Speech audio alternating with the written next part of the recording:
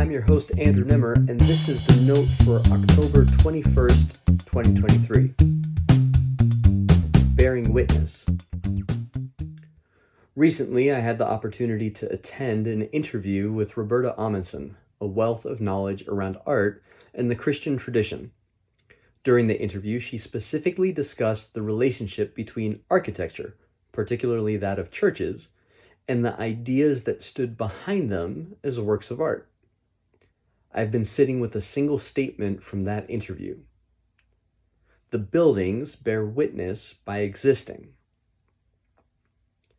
The idea of bearing witness seems to become a more complicated topic in recent years.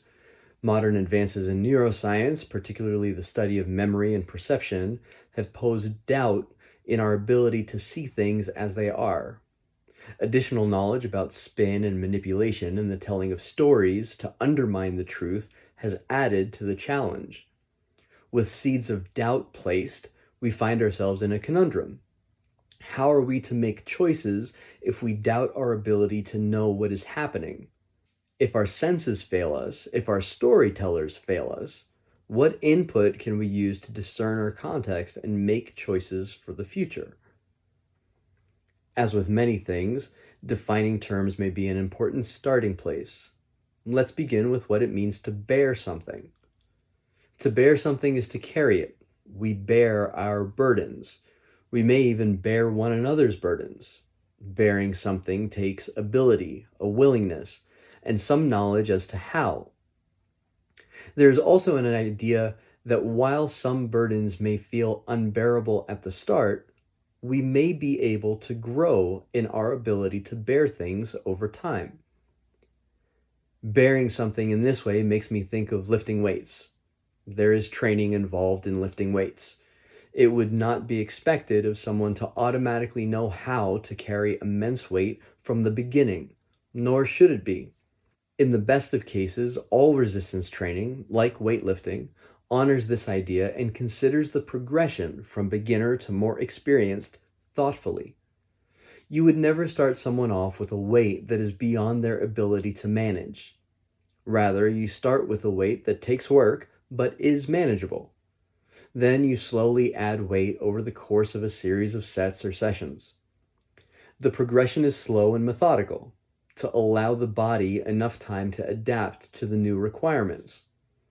Just like weightlifting, becoming the kind of person that can bear things, burdens, responsibilities, or pain perhaps, well, takes training. Bearing also can be seen as something that you get. A weightlifter bears the marks of their practice. They carry the outcomes of repeated resistance training with them wherever they go. If they were to stop their practice, it would take those marks, the muscle growth and definition, for example, some time to subside. Now for witnessing. A witness is someone who is trusted to give an account of something. Some witnesses are purposely invited to an event, the signing of a contract or marriage perhaps. Some witnesses become witnesses because they happen to be somewhere when something happens. The witness has many purposes, but all hinge on the idea that what the witness has to say is important. Bearing witness, then, is to carry the weight your account brings to the situation. For example, witnesses to contracts and marriages are not just there to celebrate. They're there to bear witness to the promises being made. Over time, as commitments to promises may waver, it is the witness that can serve as a reminder of the original agreement. There is responsibility and consequences with being a witness. In the case of being a witness to a possible crime, someone's future may hang in the balance. A witness is often more highly scrutinized. Their trustworthiness is called into question as a way to discount their testimony. Blame for consequences may be laid at their feet. For their position, witnesses are recognized as an important part of the process of making good judgments. They are tasked with speaking honestly and representing their account of an event truthfully. In some cases, Witnesses may be pressured or silenced precisely because their account could have such significant impact.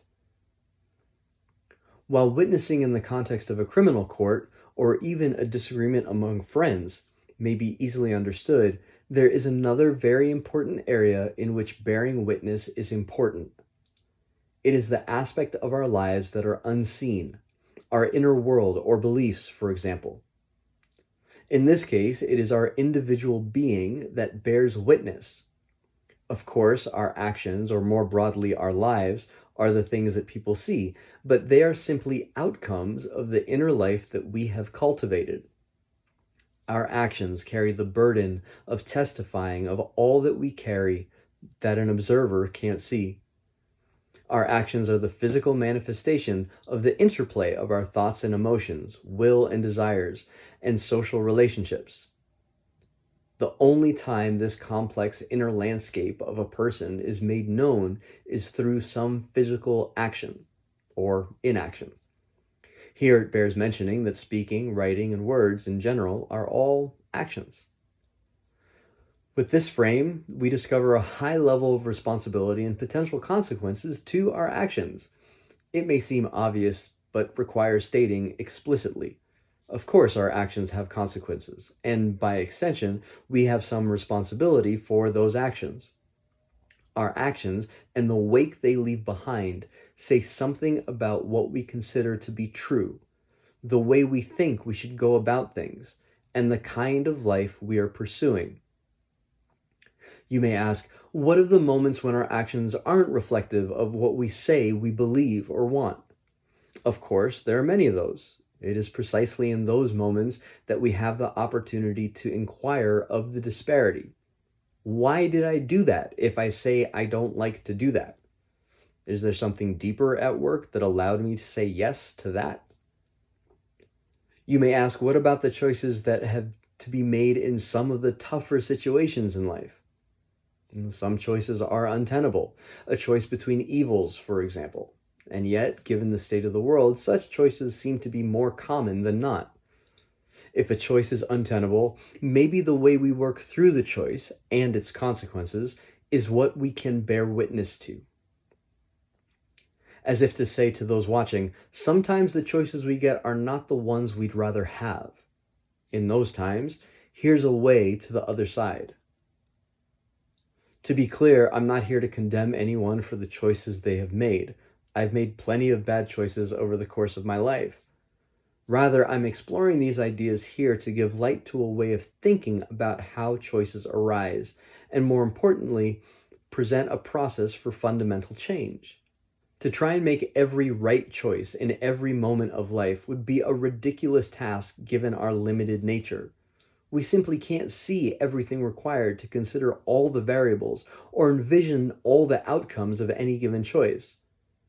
There must be another way. In the model of spiritual formation that I use, the human heart or will or spirit is considered the executive center of the person. It is where action originates and what energizes our person. If one is an angry person, the type of person for whom anger is the response to everything, it might be said that they may have a spirit of anger in them, or an angry heart. This is dramatically different than someone who experiences anger only as an emotion, along with the corresponding thoughts, and notably is not overrun by either the emotion or the thoughts. This energy that sits at the center of the person is not visible aside from the state of our physical being, and it is this center that we bear witness to.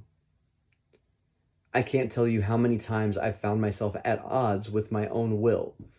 I feel an urge towards something and know in my mind that moving in that direction would not be a good idea. Yet, there I go. I feel like a hypocrite. I have found myself doing the thing that I don't want to do and unable to do the thing that I want to do. This opens the door for shame and guilt. So I hide. I turn back into myself and try to control my behaviors, having realized that if I allow myself the freedom to do whatever is in me, not all of that would be good. Of course, it's a mixed bag. Some things that arise naturally from me are great. Others are enough to make me shrink. If I don't want to shrink, there seem to be two options. One is to simply change, become the kind of person who is perfectly aligned within themselves and with the greater goodness that they now desire, even the kind of goodness that is universal. Then I could come out of shrinking. I could have the freedom to do whatever I wanted and trust that it would be all good. This seems like an impossibility. I am not God, and therefore suspect that there may always be a part of me that misses the mark of such a high standard. What then? Do I have to sit and wait until I'm perfect? Maybe not. I could instead be honest about the reality of my life, the process I'm in, and where I think I am on that journey. I could make this the central focus of my attention, instead of pursuits of work, for example. In so doing, I become a different kind of witness. Instead of bearing witness to an outcome, the hitting or missing of a particular mark, I bear witness to a process. It is the process of becoming. It's the process of becoming a particular kind of person and my particular experience in that. I become a witness to how I am becoming, who I am with while becoming. This is not a solo journey. And what has happened along the way. I bear witness to a way of life in which outcomes are less the focal point than the specific process of formation that I'm in. Bearing witness in this way is more personal, intimate, and vulnerable. There's a higher level of exposure here. Yet it is much more freeing. There's no need to hide here. Honesty prevails. And while my own vision of myself as a high-achieving perfectionist will likely suffer greatly, its suffering will be to my benefit, as a life without such burdens gives way to a life of ease and lightness, less bearing, more witnessing, ultimately landing in a place where the bearing of my witness is a function of me simply existing.